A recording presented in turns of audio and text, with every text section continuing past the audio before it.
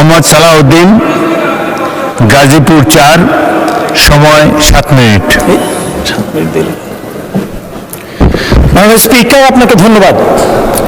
মাননীয় speaker, budget আমার জীবনের গল্প, আমার পকেটের গল্প, আমার ভবিষ্যতের স্বপ্নের গল্প, বাংলাদেশের 18 কোটি মানুষের দৈনন্দিন জীবনের হিসাব নিকাশের গল্প। কিন্তু এবার মাননীয় অর্থমন্ত্রী যে বাজেট প্রকাশ করেছেন, প্রস্তাব করেছেন, এ বাজেট আসলে আষাঢ়ে গল্প। মাননীয় স্পিকার, প্রায় 3.25 লক্ষ কোটি টাকা ঋণ নির্ভর যে বাজেট পেশ করা হয়েছে, সে বাজেট শুনে, ঋণের কথা শুনে আমাদের বিরোধী দলের অনেক সংসদ সদস্য উষ্মা প্রকাশ করেছেন, আশ্চর্য হয়েছেন।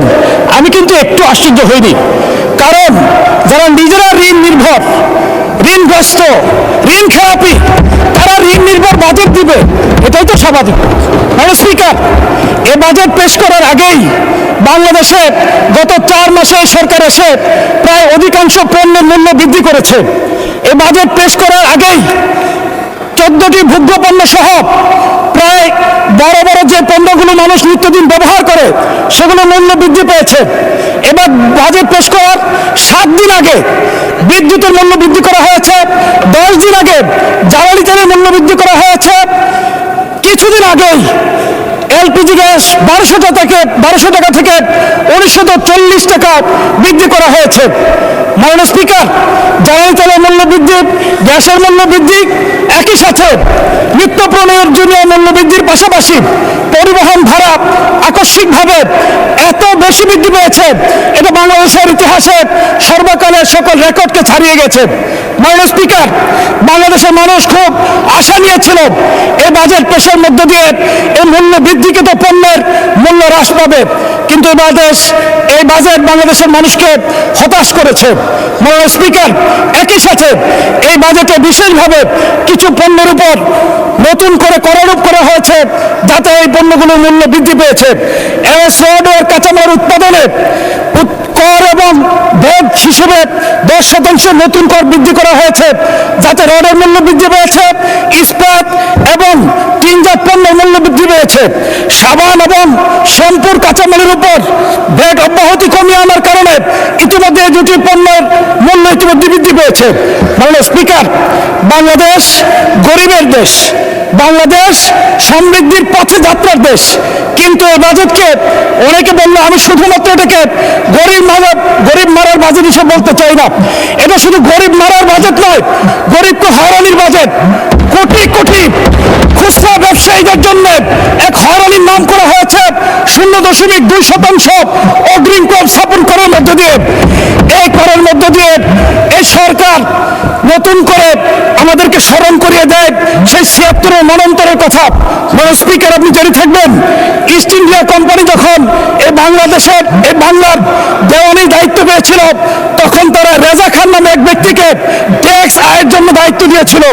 তারা ঘোড়ায় চড়ে যখন বাহিনী নিয়ে গ্রামে গঞ্জে যেত, গ্রামের মানুষ তখন হাল চাষ ব্যবসা বাণিজ্য ছেড়ে যেয়ে জঙ্গলে পালিয়ে যেত।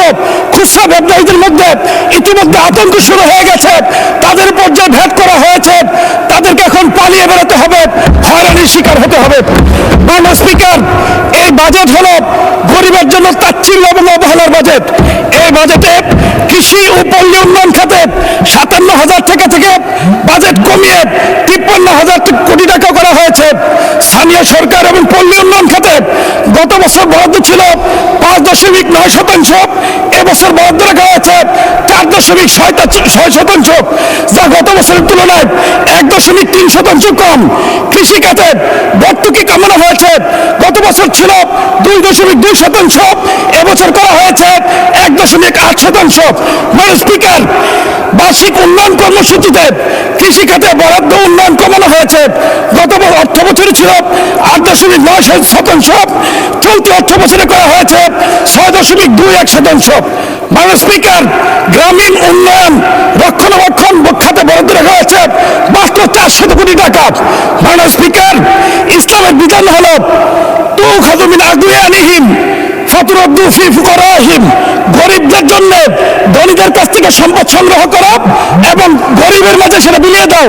এই সরকার উল্টো নীতি গ্রহণ করেছে, গরিবদের কাছ থেকে, খুচরা ব্যবসায়ীদের কাছ থেকে সম্পদ গ্রহণ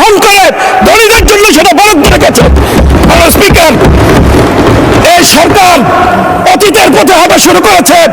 এই সরকার এই বাজেটে দুর্নীতিকে প্রমোট করেছে।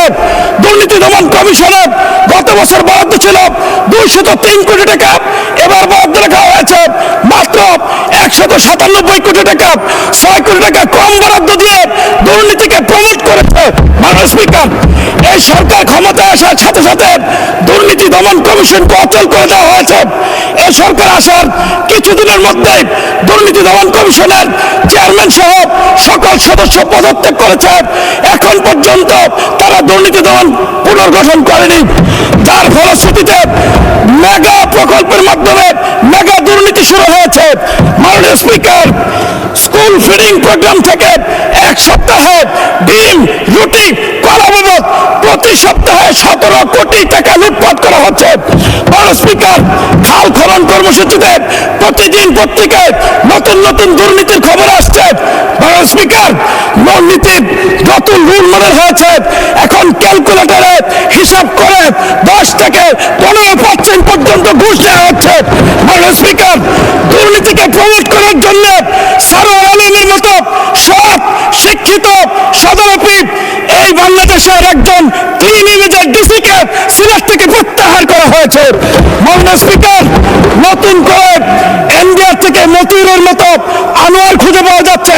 মতিউরের ছিল 500 কোটি টাকার দুর্নীতি, আনোয়ারের দুর্নীতি পাওয়া গেছে 900 কোটি টাকা। মাননীয় স্পিকার, বাংলাদেশ রেস্টুরেন্ট ওনার্স অ্যাসোসিয়েশনের মালিক তিনি বলেছেন, যে এনবিআর বাজেট প্রণয়নে যুক্ত থাকে, যে এনবিআর করারূপ করে, যে এনবিআর ভোট করে, সেই এনবিআর যে পরিমাণ দুর্নীতি করে সেটা যদি না হয় তাহলে বাংলাদেশে বাজেটে বলতে হবে না। মাননীয় স্পিকার, আমাদের জন্য অত্যন্ত হতাশার খবর। আপনাকে 2 মিনিট দেওয়া হলো, 2 মিনিটে শেষ করবেন। মাননীয় স্পিকার, আমাদের জন্য অত্যন্ত হতাশার হলো এই বাজেট জুলাইকে ধারণ করেনি। এই বাজেট আমার ওয়ালিউল্লাহ মুকদ্দাস ভাইয়ের গুম হওয়া সন্তানের কান্নার খবর রাখেনি।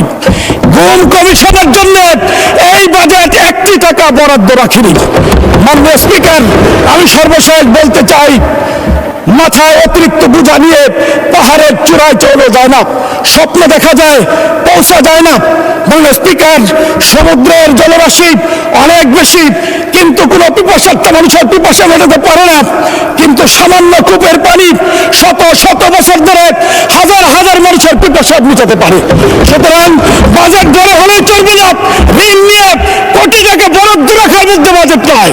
দুর্নীতি কমিয়ে সুশাসন নিশ্চিত করে ন্যায় ভিত্তিক, ইনসাফ ভিত্তিক, যাকাত ভিত্তিক ইসলামের আদলে যদি খরচ করা যায়, কম বাজেটেই বাংলাদেশকে কাঙ্ক্ষিত গন্তব্যে পৌঁছে দেওয়া সম্ভব। মাননীয় স্পিকার, আমি আমার প্রিয় এলাকাবাসী কাপাসিয়ার জন্য কিছু কথা বলতে চাই।